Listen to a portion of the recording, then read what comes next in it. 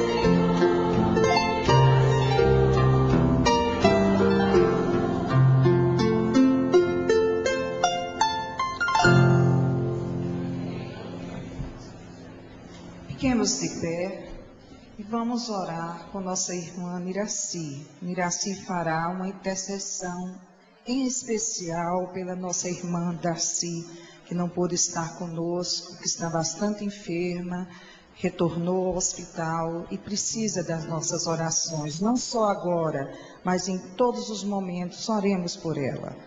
E logo em seguida teremos um momento de cântico dirigido pelo irmão Paulo Gomes.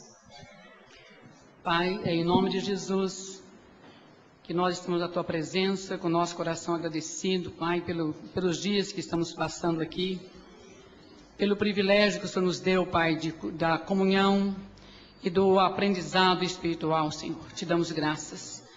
Te damos graças, ó Deus, pela salvação em Cristo Jesus, pelo perdão dos nossos pecados e pelo privilégio de sermos chamados Teus filhos. Obrigado, Deus, pela noite de descanso. Obrigado por esse dia lindo que o Senhor está acrescentando em nossa existência. Damos-te graças, ó Deus, por cada auxiliadora aqui presente, Senhor. Cada preletor, Cada pessoa, Senhor, que direta e indiretamente, ó Deus, colaborou e está colaborando para o êxito deste encontro. Damos-te graça, ó Deus, pela tua aprovação em cada projeto. Damos-te graça, Senhor, porque nós sabemos que se não for o Senhor, esse evento não estaria acontecendo. Te agradecemos, ó Deus, pela melhora das nossas irmãs que aqui ficaram enfermas. Muito obrigado, Deus, porque nada foi grave e todas estão já bem melhor. Muito obrigado, Senhor. E de uma forma especial nós temos de colocar a nossa irmã e companheira Darcy na presença do Senhor. Pai, tem misericórdia, Senhor. O Senhor conhece o estado dela, mas o Senhor também sabe o desejo dos nossos corações de vê-la bem, recuperar da sua saúde. Mas contudo, ó Deus, faça a tua vontade, não a nossa. Rogamos, ó Deus, que o Senhor esteja com seu esposo, seus filhos, todos os seus familiares, ó Deus, que estão passando por esses momentos tão difíceis. Conforte seus corações, dê-lhe ânimos, ó Deus, e esperança no Senhor. Rogamos, ó Pai, que o Senhor também esteja abençoando o nosso dia. Que o restante dos trabalhos, ó Deus, seja abençoado pelo Senhor, o nosso retorno, tudo ainda, ó Deus, que ainda estará acontecendo, pedimos a tua bênção. Obrigado, Senhor. Nós te amamos. Te amamos muito, Senhor, porque o Senhor nos amou primeiro. E é com esse nosso amor que nós queremos dedicar este momento, Deus, os estudos, tudo, em adoração ao Senhor. Oramos em nome de Jesus. Amém. Podemos sentar.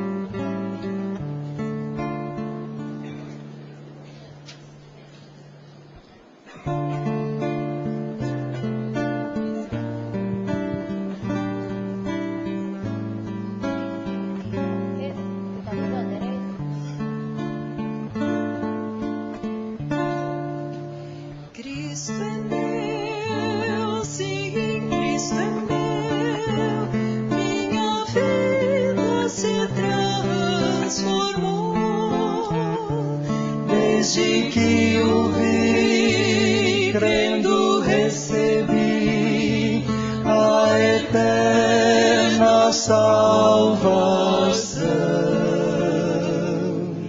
Seu perdão, Jesus trouxe a mim, nova luz minha vida ganhou. Depois de buscar, tanto procurar e achar só ilusão, viver sem motivos, viver sem razão, mas hoje a paz que eu sinto, quero ver em cada coração, cada coração. Quero amar como Cristo amou e o seu sangue por mim derramou.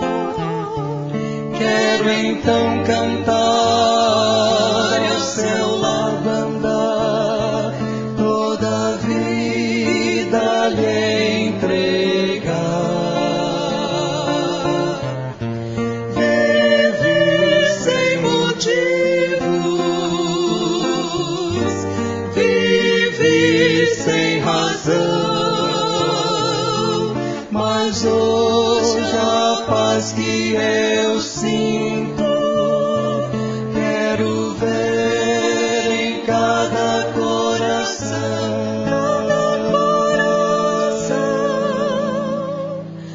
Ser amar como Cristo amou e o seu sangue por mim derramou. Quero então cantar ao seu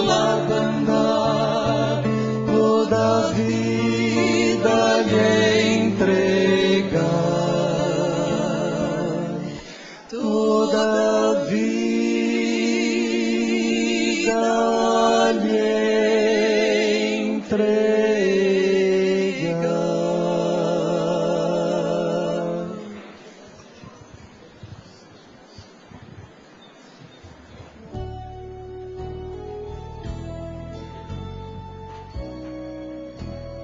Vamos cantar juntos?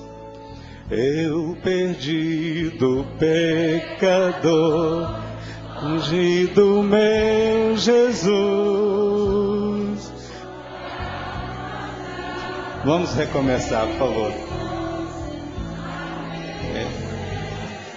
Vamos recomeçar porque eu não ouvi aqui. Pode soltar um pouquinho mais alto, cara. Volta, meu irmão, põe no início, por favor. Pode soltar mais o playback um pouquinho para a gente ouvir.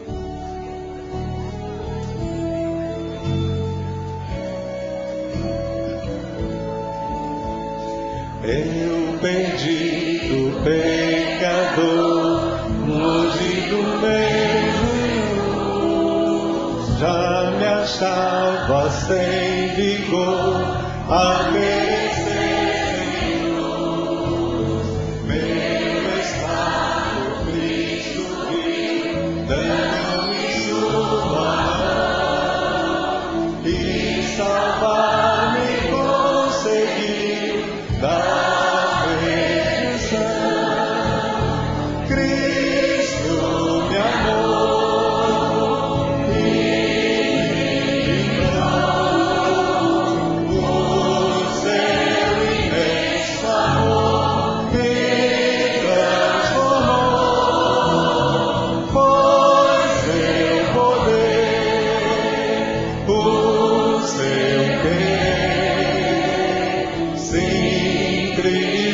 Salvador me transformou. Vamos cantar a meia voz agora.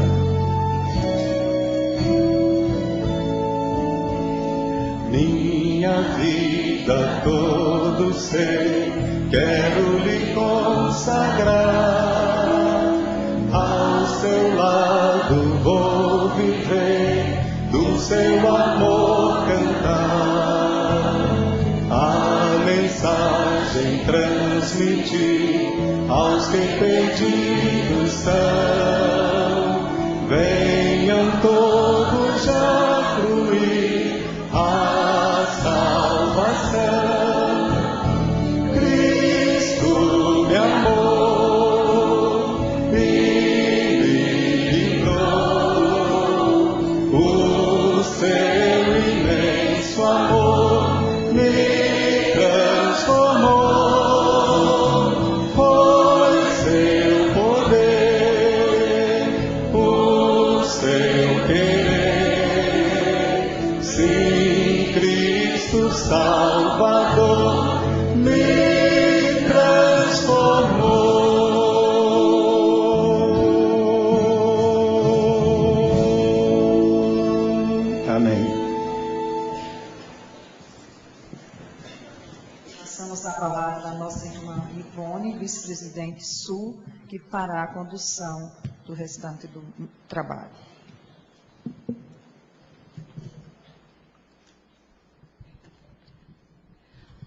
Bom dia, irmãos. Até aqui nos ajudou o Senhor, por isso estamos alegres.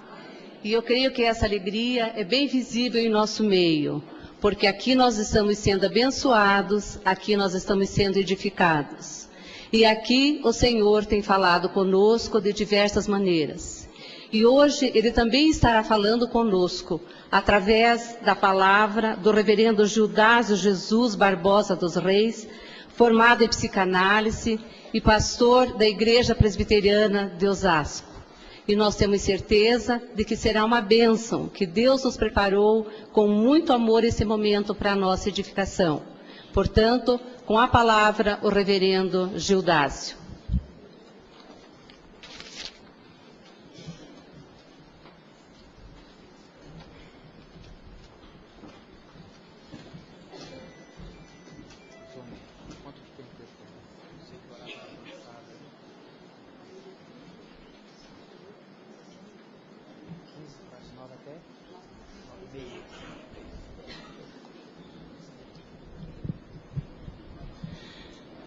Meus irmãos, minhas irmãs, que a gloriosa paz do Senhor esteja abundantemente sendo derramada na nossa vida, no nosso coração, nessa manhã. Eu queria convidá-los a abrirem rapidamente Atos capítulo 15. Nós vamos ler do verso 36 ao verso 41. Quero ser objetivo nessa manhã, por causa do nosso tempo aqui, de maneira que aquilo que Deus se propôs a nos ensinar possa ser concretizado aqui nesse espaço que nós temos. Atos 15, verso 36. Alguns dias depois disse Paulo a Barnabé: voltemos agora para visitar os irmãos por todas as cidades nas quais anunciamos a palavra do Senhor, para ver como passam. E Barnabé queria levar também a João, chamado Marcos. Mas Paulo não achava justo levarem aquele que se afastara desde a Panfilha, não os acompanhando no trabalho. O verso 39 que diz: houve entre eles tal desavença que vieram a separar-se. Então Barnabé, levando consigo a Marcos, navegou para Chipre, mas Paulo, tendo escolhido a Silas, partiu encomendado pelos irmãos à graça do Senhor e passou pela Síria e Cilícia, confirmando as igrejas. O que nos chama a atenção nesse texto, porque tem a ver com o nosso tema hoje, saúde espiritual e emocional, viver e conviver. E nesse texto, nesse verso 39, ele nos ensina que houve um momento na vida do apóstolo Paulo que o Espírito Santo nos deixou registrado aqui, é que houve uma discussão entre eles sobre uma questão.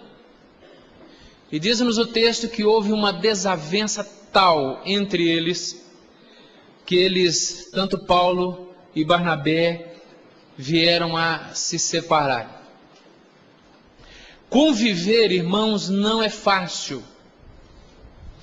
E a maneira como nós nos relacionamos com pessoas diz muito a respeito da nossa saúde espiritual e emocional. Diz muito a respeito.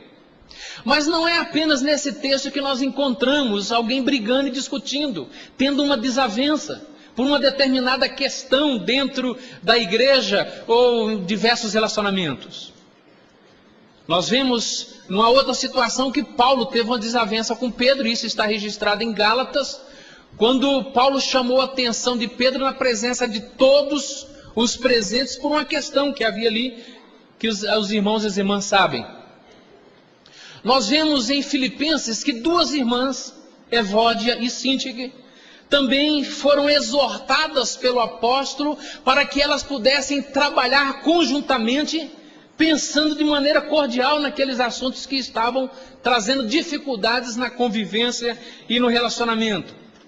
Ontem nós ouvimos aqui também pela manhã a respeito de Abraão e Ló, que chegou o momento em que a convivência entre eles ficou difícil.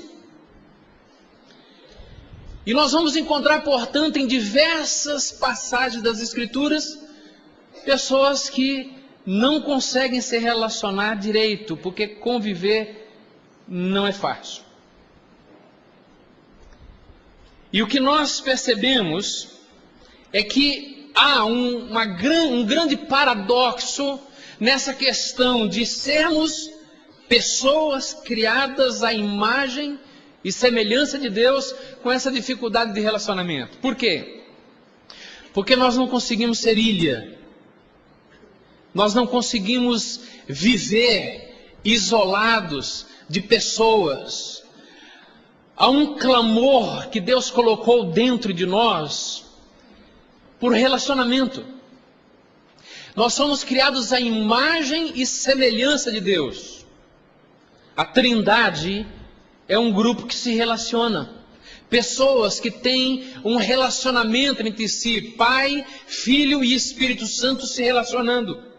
Quando Deus nos criou, Deus colocou em nós também essa necessidade de nos relacionarmos, de estarmos juntos e convivermos num bom relacionamento. Portanto, ser criados à imagem de Deus significa dizer com isso que nós não conseguimos viver no isolamento, nós não conseguimos viver sozinhos, nós não conseguimos viver sem o contato com pessoas. Agora, se nós não conseguimos viver isolados, torna-se às vezes difícil viver juntos. Há um autor anônimo, nós não sabemos quem é, isso está em um dos livros por aí, quando ele diz assim, que viver com os santos nos céus, ô glória, mas viver com os santos na terra, bem, aí é outra história. Não é fácil a convivência. Nós precisamos de pessoas, mas quando nós estamos com as pessoas, nós não conseguimos conviver direito com elas. E aí a maneira como nós nos relacionamos vai dizer muito a respeito da nossa saúde, a respeito da minha saúde espiritual, da minha saúde emocional. A maneira como nós nos relacionamos. E não adianta colocar a culpa nos outros. Como diz Jean-Paul Sartre, o inferno é os outros. Normalmente nós queremos colocar a culpa de um mau relacionamento em alguém, nos outros. Mas eu queria chamar a atenção nessa manhã dos irmãos e dos irmãos a respeito de algumas posturas que, existindo em nossos relacionamentos, podem sabotar o nosso relacionamento, a nossa comunhão cristã uns com os outros. Algumas posturas que, em elas existindo, elas podem exatamente criar uma situação de conflito em nossos relacionamentos. E é aqui que eu quero ser bastante objetivo. Primeira coisa, ressentimentos. Eu não vou dizer nada novo aqui para os irmãos, para as irmãs, nada novo. Eu só espero que a graça de Deus use isso de maneira que aplique agora no seu coração aquilo que é velho, mas que pode ser novo hoje pela manhã na sua vida. Ressentimento.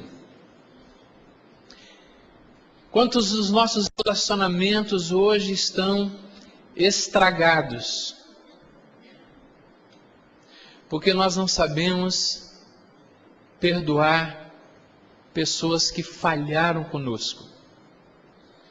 Palavras que foram ditas, atitudes que foram tomadas, situações em que você foi envolvido ou envolvida, que de alguma maneira isso está na sua vida e no seu coração e que você não consegue esquecer isso, e essa questão está interferindo no seu relacionamento com Deus, está interferindo no seu trabalho e no seu ministério. Ressentimento. Quando nós lemos a palavra de Deus em Mateus capítulo 18, aquela parábola do credor incompassivo, e que as irmãs e os irmãos conhecem, passagem essa que fala que alguém devia para o seu senhor, e aqui eu vou tentar contextualizar para poder criar uma imagem mais real para nós. E aquele credor devia ao seu senhor 170 toneladas de ouro.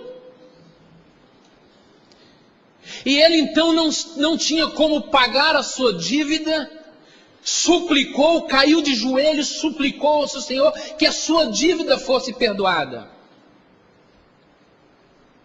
Mas saindo dali, após ter recebido perdão, embora tivesse a sua prepotência em tentar quitar a sua dívida de 170 toneladas de ouro, dizendo vai vender esposa, filhos, e alguns até que queria mesmo vender esposa, filhos, para poder saldar as suas dívidas.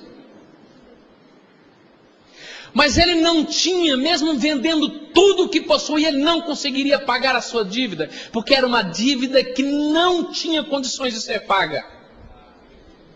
Foi perdoado, saiu dali, encontrou com seu conservo que devia 30 gramas de ouro. E aquele conservo disse para ele: me dá um tempo que eu vou te pagar. E ele agarrou pelo pescoço do seu conservo, e embora a súplica fosse pedindo para tempo para ser quitada a sua dívida, o tempo não foi dado, e ele então não perdoou. O resultado da parábola que nós temos é que aquele senhor depois ficou sabendo daquela atitude e jogou aquele homem na prisão, ordenando que os verdugos estivessem chicoteando todos os dias, dia e noite, porque ele não soube perdoar. Nós temos alguns verdugos na nossa vida, sim, porque a ausência de perdão traz tormentos para nós. Sabe por que às vezes nós não perdoamos? Porque nós somos vingativos. Quem perdoa não quer vingança. Ele vai me pagar o que ele fez. Ela não sabe com quem que ela está mexendo. Eu estou há 100 anos nessa SAF, e se ela fez isso, ela vai me pagar. 100 anos. Ela vai me pagar. Mas dívida de perdão é perdão justamente porque nós não conseguimos pagar. Desculpa é uma coisa, desculpa é porque não tem culpa. Perdão é justamente porque há culpa concreta, existiu, houve feridas que foram criadas. E é exatamente aí que o perdão é necessário. Minhas irmãs, e prestem bem atenção nisso. Quando você perdoa, você além de deixar a pessoa livre, você também está sendo livre.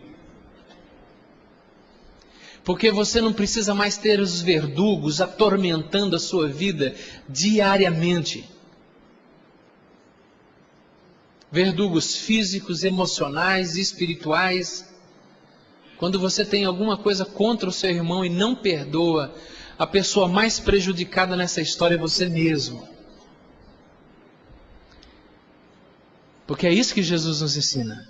Se você não sabe perdoar, você vai ser chicoteado.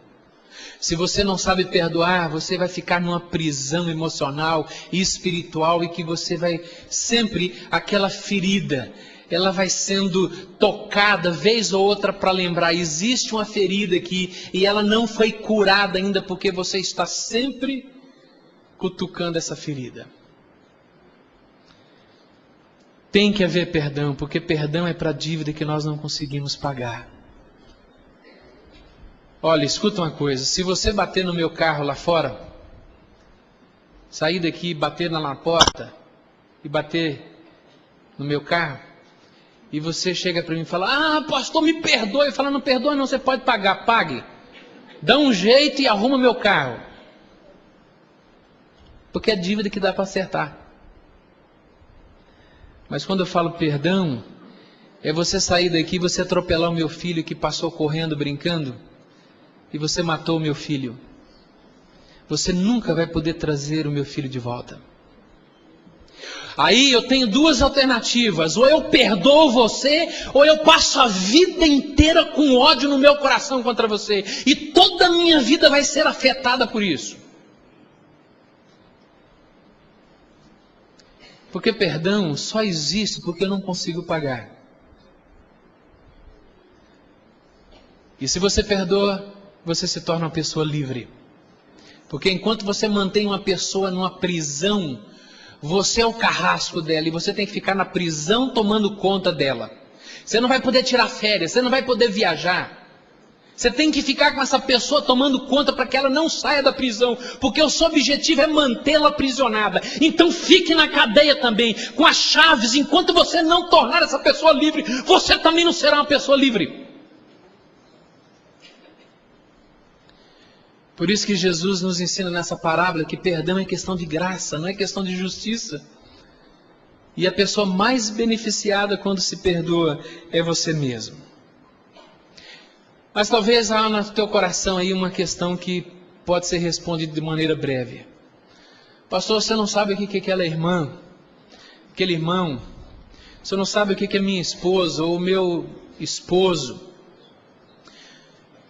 você não sabe o que ele fez. Se eu perdoar, vai ficar por isso mesmo. Eu perdoo e vai ficar por isso mesmo. Eu diria para você que não fica. Você sabe qual é o único juiz que nós temos? Deus. E há algumas questões que nós temos que colocar na mão dele. Sabe aquela nota promissória que você está querendo cobrar? Aquela ferida que foi provocada, aquela nota, aquela dívida que alguém tem contra você e que essa pessoa não está conseguindo pagar e ela não vai pagar. Sabe o que você tem que fazer com essa dívida? Chega para Deus e coloca nas mãos de Deus. E fala, Deus, olha, está nas tuas mãos agora. Eu não vou cobrar. Mas o Senhor, porque é sábio e é um justo juiz, decide se quer cobrar ou não. É um problema seu, agora não mais meu, eu não cobro. E está nas tuas mãos, o Senhor decide o que quer fazer com aquela irmã, com aquele marido, com aquele filho, com aquela pessoa, com aquele funcionário. O Senhor decide o que quer fazer com ele. Eu não cobro mais, eu estou deixando ele livre nas tuas mãos, para o Senhor fazer o que o Senhor quiser com ele. Mas entregue para Deus, não é para o diabo não, viu? É para Deus.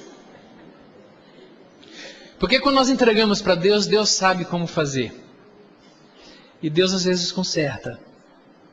Deus coloca no eixo. E Deus perdoa. Porque eu já feri pessoas, eu sei disso. E eu espero que ao invés de eu cair nas mãos dessa pessoa, eu caia nas mãos de Deus. Porque Ele é justo, Ele é amoroso, Ele é gracioso. E Ele sabe quantas vezes, por causa daquela ferida que eu causei, por causa daquela mágoa que eu trouxe a alguém, Deus sabe as vezes que eu coloquei os meus joelhos no chão, pedindo perdão a Ele, clamando pela misericórdia dEle. E Deus já tratou comigo sobre isso. E quando nós entregamos nas mãos de Deus, Deus sabe o que tem que fazer. E talvez a gente possa até chegar para Deus, Deus, o Senhor já fez alguma coisa? E Deus olha para você e fala para você, filha, calma. Eu estou tratando com ele de maneira diferente. E eu já tenho visto as lágrimas que ela tem derramado no quarto. Você não, mas eu vejo. Eu sei o que se passa no coração dela. E quando nós entregamos para Deus, que bom, a gente sabe, nós somos livres.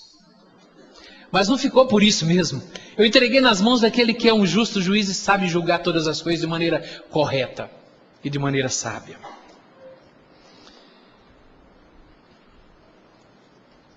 Mas dentro disso, ainda, da questão do ressentimento, não apenas de um perdão que nós precisamos ministrar a alguém, a alguma pessoa. Mas você já pensou quantas vezes nós temos enfrentado fracassos na nossa vida por erros nossos? E que nós olhamos para trás e nós ficamos nos perguntando, puxa vida, não dá para voltar atrás e para corrigir isso. Quantos de nós às vezes amargamos dentro de nós erros cometidos e que não temos como voltar atrás para reparar? E aí a questão não é perdoar o outro, a questão é perdoar a mim mesmo. Você já pensou quantas vezes você pensou na sua vida e, puxa, por que eu fiz isso? Por que eu tomei essa decisão na minha vida? Por que não foi a outra? Você sabe que quando nós amargamos fracassos na nossa vida e erros na nossa vida, conviver com essa sensação horrível, desagradável de erros, de pecados cometidos, de fracassos na nossa vida, seja com quem for, nós precisamos olhar para as Escrituras Sagradas e mesmo que a gente não tenha mais condições de voltar para reparar, a melhor coisa que a gente faz é estar exatamente no trono da graça de Deus, conforme diz o Salmo 103, a partir do verso 8, que Deus não nos trata segundo as nossas iniquidades. Deus não retribui segundo as nossas iniquidades, segundo os nossos fracassos. Melhor coisa que a gente faz é fazer exatamente aquilo que Deus faz. Deus perdoa e esquece. O profeta Jeremias diz isso, que Deus nos ensina isso: eu perdoo e esqueço.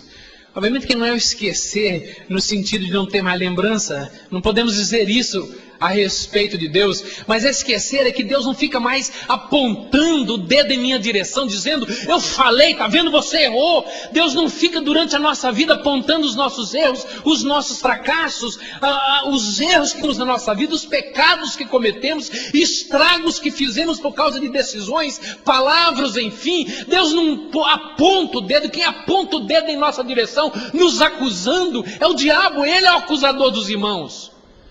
Mas quando eu estou diante do trono da graça de Deus e confesso a Ele erros, pecados e fracassos, diz-nos a palavra de Deus que Ele nos perdoa, porque Ele é fiel e Ele é justo. Não importa o que você tenha feito, não importa os seus fracassos, não importa aquilo que você já tenha feito, não carregue mais isso dentro de você.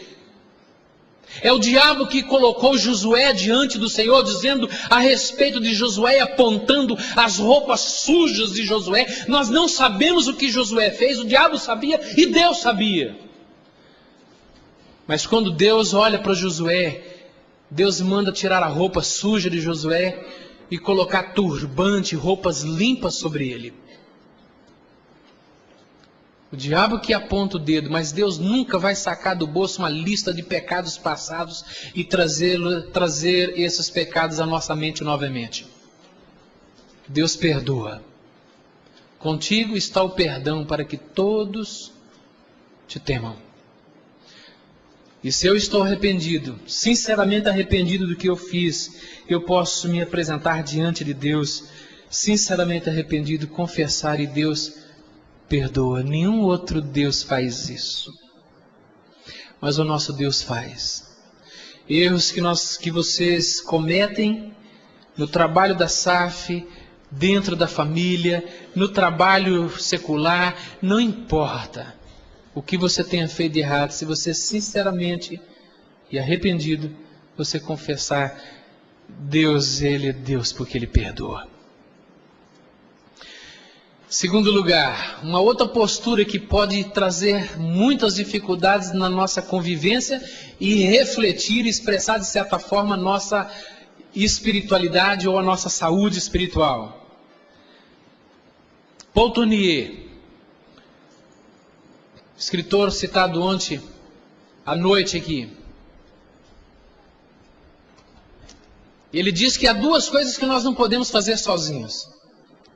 Uma é casar e a outra é ser crente. Não dá para fazer isso sozinho. Alguém experimentou casar-se sozinho? Não dá. Você tem que ter alguém. Mas não dá para sermos crentes também sozinhos. Precisamos do outro.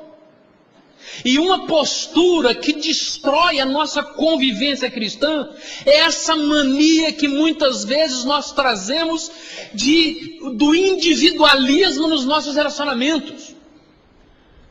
Eu sou eu e eu me basto, não preciso de ninguém.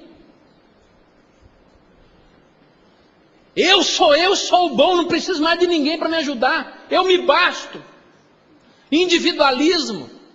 Tentando reconstruir ou construir, andar com Deus na nossa vida cristã, como se nós não precisássemos de mais de ninguém do nosso lado. É impossível sermos cristãos se nós não temos alguém do nosso lado para caminhar conosco, para nos auxiliar nessa caminhada.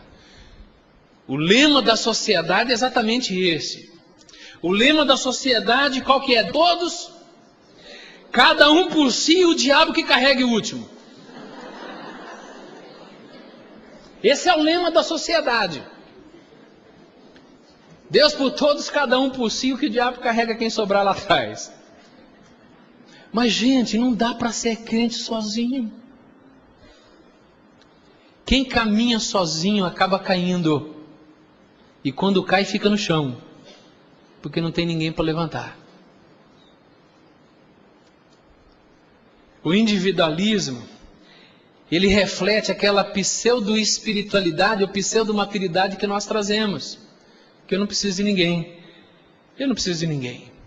E o texto de Paulo aos Coríntios, de 1 Coríntios capítulo 12, nos ensina exatamente o contrário disso. Ele fala que nós não podemos dizer ao irmão, não preciso de ti. A mão não pode dizer a outra mão, não preciso de você. Nós precisamos sim uns dos outros. Eu não sei quantos assistiram, e quem não assistiu talvez não vai fazer sentido a ilustração, mas quem assistiu o Náufrago? Deixa eu ver. É um bom grupo, o Náufrago. Lembra do Náufrago? Tom Hanks, é isso? O autor, não é isso? E Tom Hanks estava no seu navio, sofreu um náufrago, foi parar numa ilha deserta e ficou ali não sei quanto tempo, mas a impressão que dá é que é mais de ano. E mais de ano ele ficou na ilha sozinho. Chegou um momento, sozinho na ilha, ele não suportou a dor de ficar sozinho. E ele tinha que ter alguém para ele conversar, para poder trocar ideias, para poder se expressar, para poder ser gente, porque eu só sou gente quando eu estou com gente. E aí então o que ele acha? Ele acha uma bola. E bola murcha, hein? E bola murcha. E ele pega, ele faz da bola murcha. Lembra do nome que ele deu para a bola? Senhor Wilson, aí. Senhor Wilson, o tempo todo a bola ali, cabelinho, tem que ter cabelo. O que ele pôs de cabelinho no Senhor Wilson? Ele pegou o coco, desfiou o coco e fez cabelinho no Senhor Wilson. E o tempo todo o filme acontece ele conversando com o Senhor Wilson, com a bola murcha. Está vendo que você não pode chamar ninguém de bola murcha? Porque até bola murcha tem utilidade para você. Até bola murcha tem utilidade na nossa vida. E o tempo todo ele conversando com a bola murcha, com o Senhor Wilson. E é interessante que depois que ele é retirado da ilha, ou quando ele está numa canoa, numa jangada, e a bola então cai no mar e ele vai se distanciando da bola, ele chora desesperadamente porque ele estava perdendo o seu amigo. Sabe o que isso nos ensina? Que nós precisamos de pessoas do nosso lado. Por que a gente vai ficar brigando umas com as outras? Por que a gente vai riscar da nossa lista gente, pessoas que também servem a Deus? Porque tem gente que é assim, que quando é ferida, risca do caderninho. Tem caderninho que você risca a pessoa do seu relacionamento, você simplesmente mata essa pessoa. Ela morreu, para mim morreu, já assim. Para mim morreu.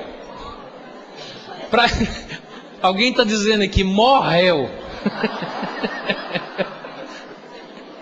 Não existe mais. Não podemos fazer isso. Pessoas são pessoas porque nós precisamos de pessoas.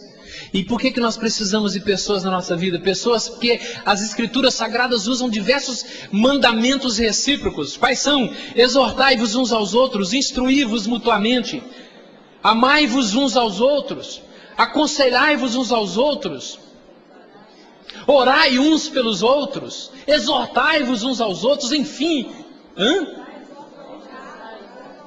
Confessai vossos pecados uns aos outros, acolhei-vos uns aos outros, e enfim, porque essa necessidade de convivermos juntos e de necessitarmos vez ou outra de exortações, de acolhimento, de perdão, de amor, e manifestamos isso também na vida das irmãs e dos irmãos. Nós precisamos vez ou outra de alguém que chega perto de nós e nos chama atenção. De uma maneira talvez inadequada que nós estamos nos conduzindo, nós precisamos. Às vezes a Bíblia não está sendo suficiente, clara, e nós precisamos de alguém que venha, nos instrua e nos mostre onde nós estamos errando, a fim de sermos corrigidos em nossos erros. Nós não podemos conviver umas com as outras, convivendo com pecados que estão sendo acobertados no nosso meio, sem que haja exortação, sem que haja repreensão, sem que haja instrução e orientação. Nós precisamos uns dos outros, justamente para que isso possa acontecer. Há uma necessidade gritante em nosso meio, porque pessoas saudáveis são pessoas que sabem se relacionar, sabem exortar e serem exortadas, perdoar e serem perdoadas, instruir e serem instruídas. Nós precisamos de pessoas no nosso meio. Eu não sei quantos sabem, mas o grupo Alcoólatras Anônimos foi criado por duas pessoas. Bob Wilson, que tomou a decisão de parar de beber e ficou 6 meses sóbrio, sem beber, e ele fez uma viagem a negócios, e os negócios não foram bem naquela viagem, e ele está extremamente decepcionado, frustrado, e andando pelo saguão do hotel, ele ouviu barulho de copos de uísque com gelos, e ele parou e falou assim: eu preciso de um trago. E aí, enquanto ele estava caminhando para o bar do hotel, ele falou: peraí, eu não preciso de um trago, eu preciso de um outro alcoólatra. E ele então deu meia volta, pegou o telefone, ligou para um amigo dele, e ele passou um tempo conversando com aquele outro alcoólatra. E ele então voltou, os dois juntos fundaram esse grupo que tem ajudado a tantas pessoas no nosso país. Sabe de uma coisa? Nós temos que dizer dentro da nossa igreja: eu não preciso pecar. Eu preciso de um outro pecador do meu lado. Eu preciso de uma outra pecadora ao meu lado que me ajude a caminhar e conviver de maneira saudável a vida cristã, a minha vida espiritual, a minha vida emocional. Pessoas saudáveis são pessoas que são dependentes umas das outras, ou interdependentes umas das outras. Terceiro lugar, são 4, mas eu quero parar na terceira aqui. Então, primeiro lugar, ressentimento. Segundo lugar, individualismo. Terceiro lugar, uma outra postura que pode nos prejudicar na convivência, irmãos e irmãs. São palavras impensadas, ou vou usar a figura bíblica, palavras torpes. Você já viu lá em Efésios 4:29, quando o apóstolo fala assim: não saia da vossa boca nenhuma palavra torpe. Palavra torpe é aquela palavra que... E a palavra torpe, aqui lá no grego, é algo que denota o que está estragado, aquilo que está podre, aquilo que está trazendo degeneração. Preste bem atenção, e ontem nós ouvimos um pouco a respeito disso. Palavras são extremamente importantes nos nossos relacionamentos. Não basta dizer as coisas, mas nós temos que saber como dizê-las. Palavras torpes. Paulo fala: não saia da vossa boca nenhuma palavra que traga estrago nos relacionamentos, mas tenha palavras que transmitam graça uns aos outros e edificação uns aos outros. Não palavra que estrague, mas palavra que edifica. Aí a gente poderia perguntar: mas quais são algumas palavras torpes que nós podemos pronunciar? Nós temos algumas. Mentiras, palavra torpe. É uma palavra que não edifica em nada. É uma palavra que traz prejuízo aos relacionamentos. E o apóstolo diz que nós devemos falar a verdade, cada um com o seu próximo. E não estou dizendo aqui falar a verdade só na igreja, não. Falar a verdade em todo lugar. Porque tem gente que mente tanto que acaba acreditando na mentira dela. Isso não acontece, talvez com quem está aqui hoje. Mas mentira, irmãos, traz estrago para o relacionamento. Alguém disse que mentira tem perna curta, eu não sei. Nunca parei para medir. Mas tem mentira que tem perna longa, esse negócio já vai longe, longe. E às vezes a mentira que precisa ser criada para cobrir a outra mentira que não está dando certo, e vai, e vai, e vai. O negócio fica... Não dá mais para... Parece que não dá mais para corrigir o negócio. Mentira. E a gente vai acostumando com mentira e que o negócio fica complicado. Fala a verdade. Cada um com o seu próximo. Segunda palavra torpe, maledicência. O que é maledicência mesmo? É falar mal uns dos outros. Esse mandamento não tem na Bíblia. Mas tem gente que pensa que isso é mutualidade. Falar mal uns dos outros. Maledicência. Maledicência é quando você faz um ataque ao caráter de alguém. Maledicência tá uma palavrinha bonitinha, mas é fofoca. Fofoca estraga a igreja. Fofoca estraga o relacionamento dentro da SAF, dentro da família. Quem faz fofoca... E tem um autor, Will Durant, que é um historiador, ele diz que falar mal do outro é uma maneira desonesta de elogiar-se a si mesmo.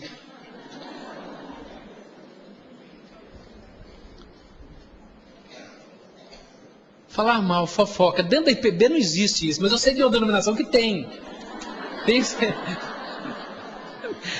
Sei de uma IPB que tem esse negócio. Olha, Provérbios capítulo 6... diz que tem 7 coisas que Deus abomina. 6 coisas que Deus odeia e a 7ª ele abomina. É aquele que leva contendas aos irmãos. Gente que fica jogando lenha na fogueira, quer ver o circo pegar fogo para provar que ela está certa. Maledicência. E fofoca, alguém tentou definir fofoca dizendo que fofoca é quando você fala de alguém para alguém que esse alguém não vai ajudar alguém. Entendeu ou não? Então deixa eu voltar um pouquinho aqui. Fofoca é quando você fala de alguém, para alguém, e esse alguém não vai poder ajudar esse alguém. Ajudou ou não? Se vai ajudar, se você sabe que vai ser útil, que vai ajudar, que vai edificar, que vai corrigir, então vai e fale. Mas o que tem de comentário que está numa via pavimentada de espiritualidade é impressionante. É gente que faz fofoca espiritual. Vou comentar um negócio com você aqui, mas por favor, não comente com mais ninguém. E estou contando para você porque eu quero que você ore por ele.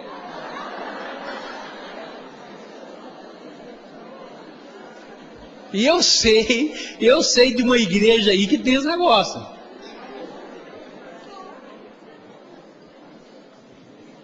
Só uma. Fofoca. O que é fuxico, gente?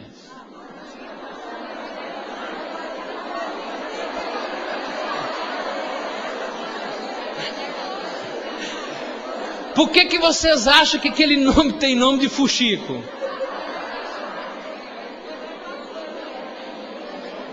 Entendeu? Por que vocês acham? É porque enquanto está fazendo aquele negócio, tem o outro do lado e vai tricotando, vai fuxicando. Sei lá se é isso.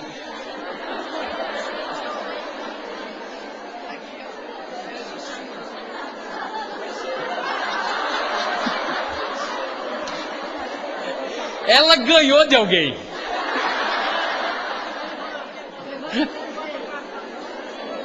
Alguém deu para ela isso daí. Mas olha, maledicência, vamos tomar cuidado com a nossa boca, com a nossa língua. Vamos falar aquilo que edifica e não aquilo que destrói caráter. Murmuração. Gente que vive reclamando. Nada tá bom. Tudo tá ruim. Vive criticando, murmurando, reclamando da vida. Reclamação é a música do diabo em muitos dos nossos lábios. Porque a Bíblia fala que nós devemos dar graças em tudo. Por que a gente vai reclamar? Uma pessoa grata a Deus, ela adora, ela é grata, ela agradece a Deus cada minuto. Ela não reclama. Problemas nós temos, lutas nós temos, as mais variadas possíveis, mas nós não podemos reclamar. Não podemos reclamar, não mesmo. Reclama da igreja. Deixa eu contar uma experiência que eu tive numa igreja. E quando aquela mãe dizendo para mim que ela não conseguia trazer o filho de volta para a igreja. Ela não conseguia trazer o filho de volta para a igreja. E conversando, aconselhando, a gente veio a descobrir que aquela irmã, um dos lugares em que ela mais criticava a igreja, era dentro da sua própria casa. E o filho ia ouvindo aquilo. O filho ia ouvindo. E chegou um momento em que, quando aquela mãe, aí caiu a ficha. Quando aquela mãe então convida o filho para ir naquele trabalho especial que estava havendo na igreja, que era a chance que ela estava tendo de trazer o filho para a igreja, de volta para a igreja, aquele filho volta-se para a mãe e fala assim: mãe, o que eu vou fazer nessa igreja? Se a senhora, todo domingo, a senhora volta de lá criticando a escola dominical, criticando o sermão, criticando o pastor, criticando o conselho, toda vez a senhora tem uma reclamação para fazer da igreja. Se ela não é boa, por que eu vou fazer lá? Reclamação, murmuração, só traz prejuízos. E quantas coisas boas Deus tem feito na nossa vida, na nossa família, de uma maneira específica ou geral, e que nós devemos estar agradecendo e não reclamando. Eu me lembro de um homem que vivia reclamando na sua vida porque não tinha sapato, porque o dinheiro que ele ganhava sequer dava para comprar um par de sapato para ele usar. E ele então naquela manhã ele colocou os sapatos e ele sentiu, ao colocar os sapatos, estava ralinha a sola. E ele olhou e pôs o dedo afundou. Ele falou: puxa vida, eu ganho, trabalho o mês inteiro e o dinheiro sequer só para comprar um par de sapato. E ele saiu naquela manhã praguejando, reclamando da vida, do salário dele, do trabalho dele. Aí ele encontrou na rua um homem que vinha empurrando um carrinho, sem as pernas. Não tinha as pernas, era só até aqui um toquinho de perna, e ele vinha naquele carrinho de rolemã empurrando o seu carrinho, parou na frente dele, olhou para ele, deu um sorriso enorme e disse a ele: bom dia, Senhor! Olha como o dia hoje está lindo, maravilhoso! Ele pegou, olhou para aquele homem sem as pernas, e ele não aguentou, ele voltou para sua casa, foi até o banheiro, e no espelho do banheiro ele colocou uma frase para ele se lembrar todas as manhãs. E ele então escreveu assim: eu vivia reclamando porque não tinha sapato, até que um dia eu encontrei alguém que não tinha nem os pés. Murmuração, reclamação, não é a música que Deus quer ouvir em nós. Mas é a música da gratidão por aquilo que Ele faz. E pessoas alegres, pessoas gratas e pessoas satisfeitas se relacionam muito bem. Pessoas amarguradas, pessoas que não conseguem agradecer a Deus pelas lutas até que ela está passando, ela vai sempre se relacionar de uma maneira muito azeda, muito amarga. São pessoas fechadas, são pessoas com a cara feia,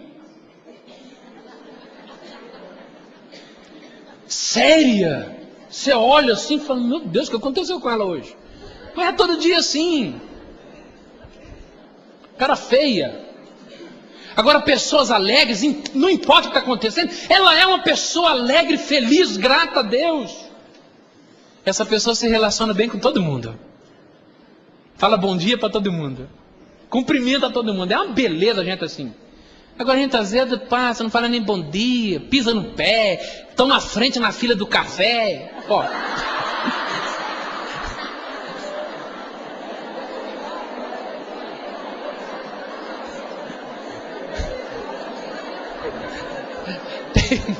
Essa até rimou.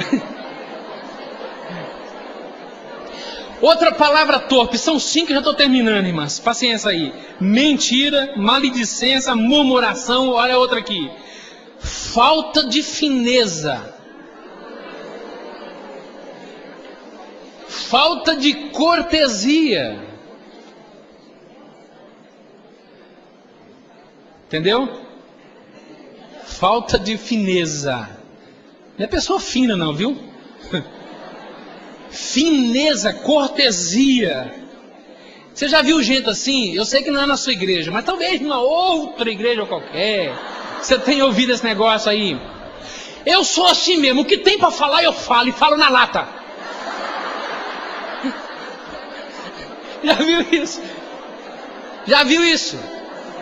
Eu quero dizer para vocês que a igreja que eu pastoreio não tem ninguém assim lá. Não tem. A SAF da minha igreja é uma beleza. Tem 2 irmãs aqui que podem até testificar isso. É uma beleza. Agora tem igreja que é assim, gente assim. Ó, o que tem para falar eu falo. Eu sou. Hã? É, tá vendo? Você sabe como é que é esse negócio. Você sabe. Eu sou honesto, eu sou transparente, sou franca. Não é isso não. O que você tem uma placa lá no fundo dizendo assim, acabou. Fecha a conta e passa a régua lá.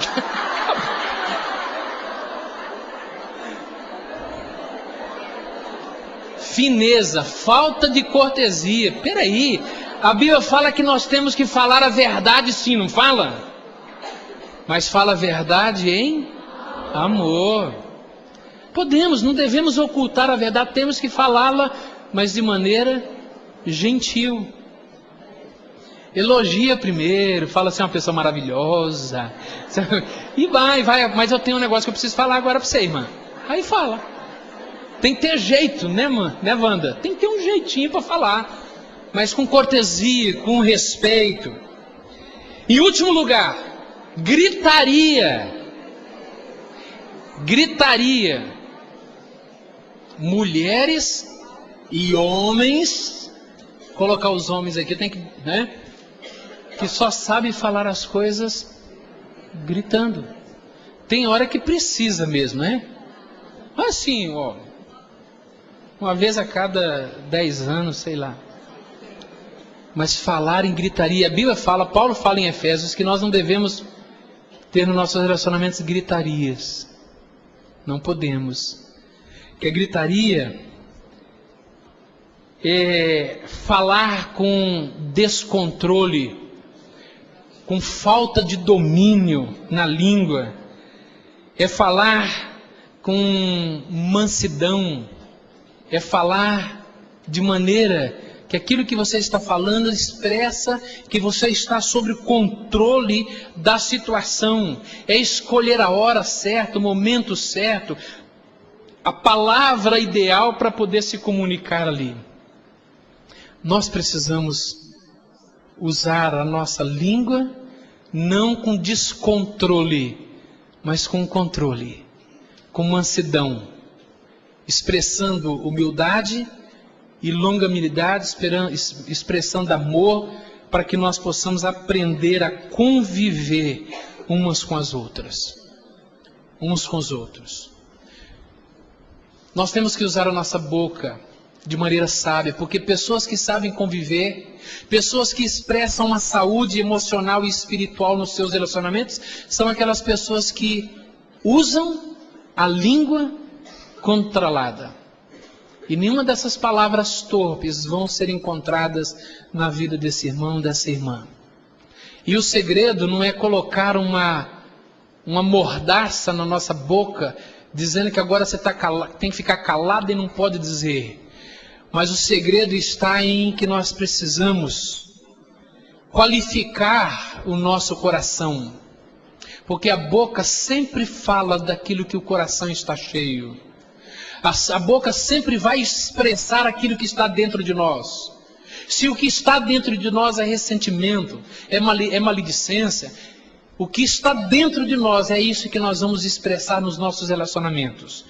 E ao invés de termos paz e unidade, que simbolizam então, portanto, expressam a nossa santidade, nós vamos ter relacionamentos estragados, relacionamentos defeituosos, porque nós não estamos bem.